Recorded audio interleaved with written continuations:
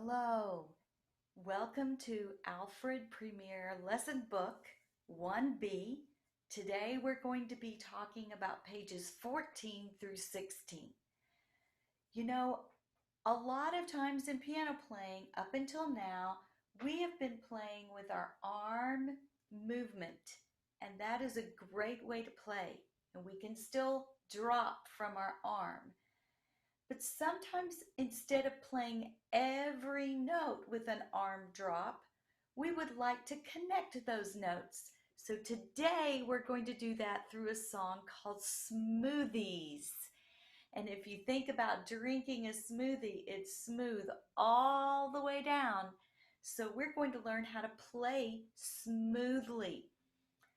The Italian word for that we use in music is legato. Try saying legato. It's a fun word to say. Now what you will want to do is practice on your arm first. So let's hold one of your arms, doesn't matter which one. Hold it in front of you like I'm holding my arm. Then we're going to place our other hand on top. Now let's start with our thumb. So we're going to raise up in the air and come down on our arm. And now I want you to think of your hand like it's a book. We're going to open the book, but we keep our thumb down, and then we throw the weight of our hand onto finger 2 like this. Throw it. Let's do it again.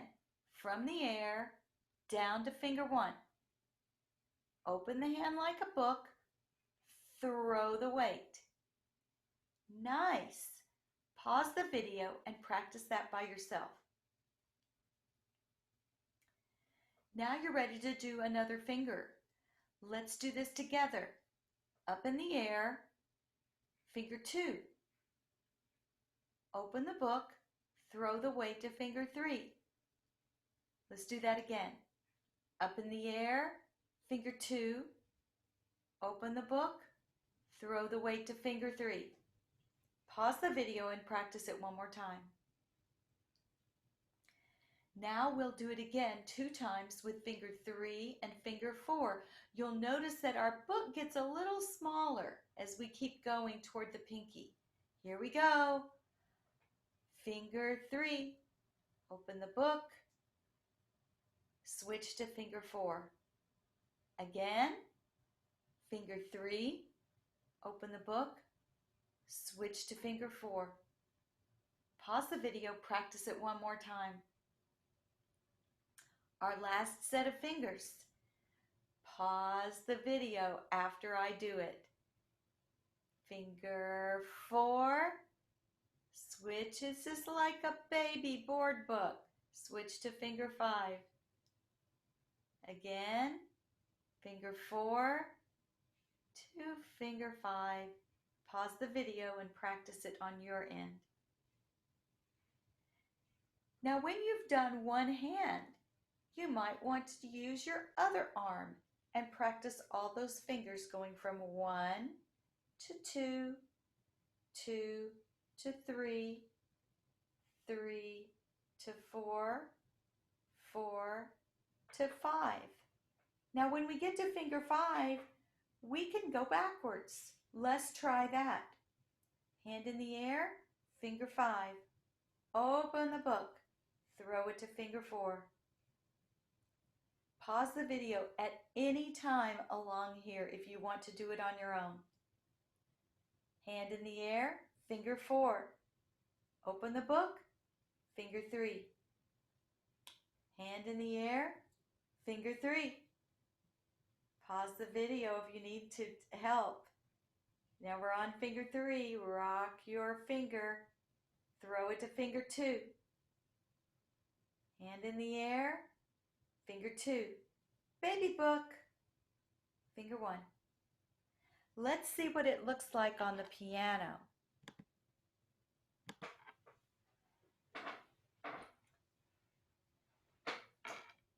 Well, we've got to get that switched here. Let's go.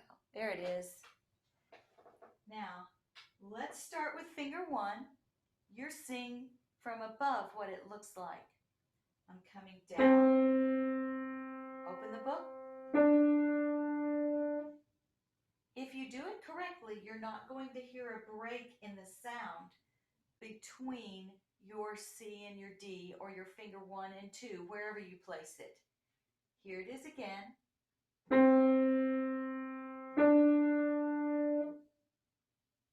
Pause the video, you practice it. Now here it is with the rest of the fingers. Pause the video anytime you need a break to practice it on your own.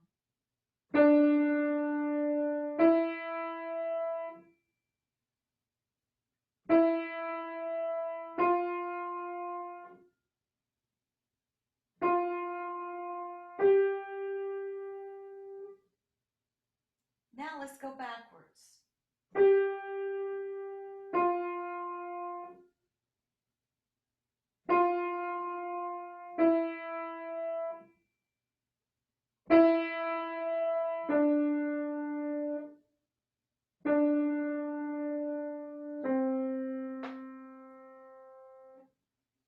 Correct. Now, when you play 2 notes and you make them smooth, that is how you are going to want to do your hand and your arm. But sometimes we want to play a bunch of notes together and we want to make them smooth. And if we want to do that, let's just say we want to do a C and a D and another C and another D. And I'll show you these 4 notes. If we want to do those, or any time we want to do 2 notes or more and we want to make them smooth, we're going to draw a slur.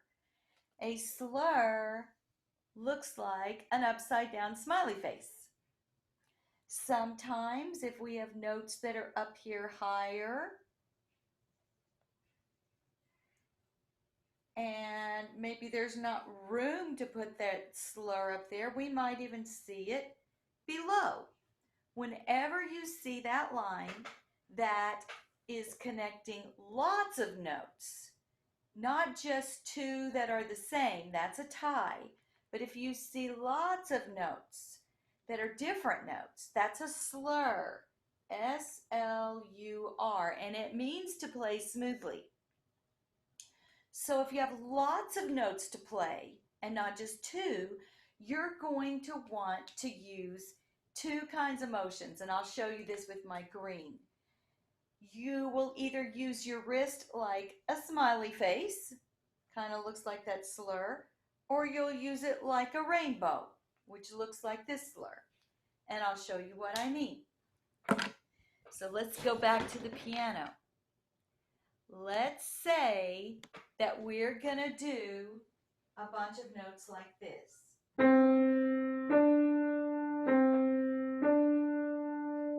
And now we're going to skip.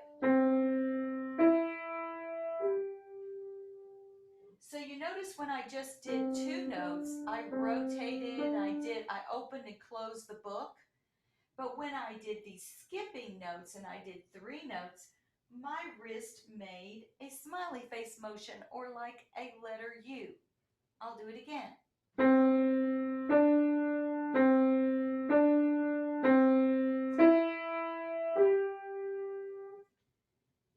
Now here's what it looks like in the left hand. Let's try that again.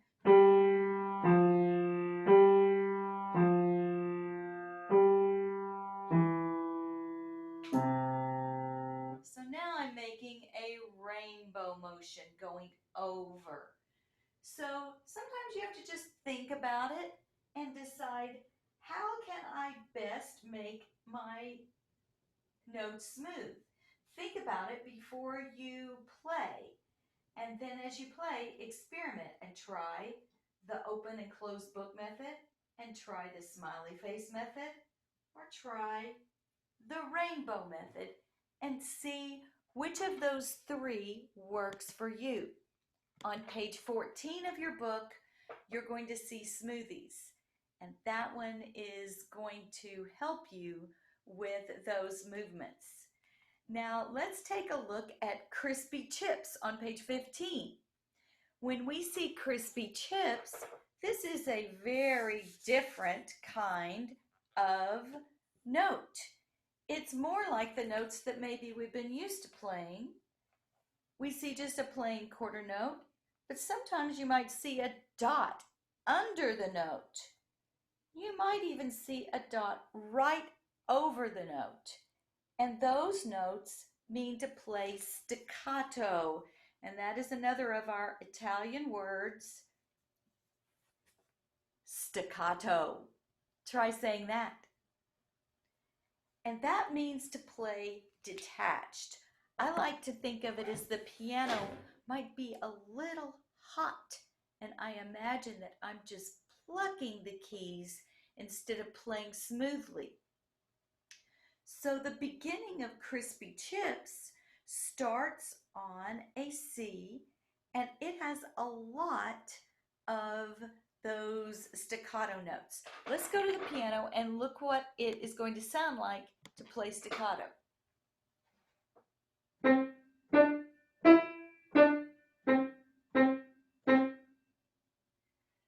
Those are staccato notes. You can hear that they're very different than our smooth notes that we did for the smoothies song. So have fun with the difference between smoothies and between crispy chips. Now, the page 16 in the pool puts a lot of that together. There are two little pieces, and in the pool teaches us to take some of those smooth notes and transfer them from one hand to the other hand.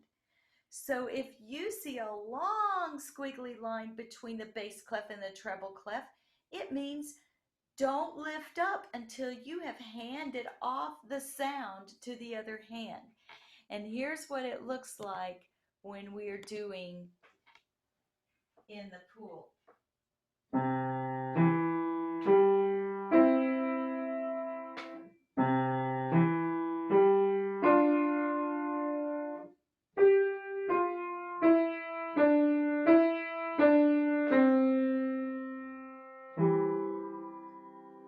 It's a beautiful sound, and if you need to pause and watch that video again, it will help you to be able to learn how to hand off that sound. The last piece in this series of pieces is called Catch the Frog, and it has a lot of staccatos to play, and it just bounces back and forth between the hands. If you use your practice steps, and if you use the learn mode, you will figure it out. Send me some videos. I can't wait to hear you playing pages 14 through 16. I'll see you here next time.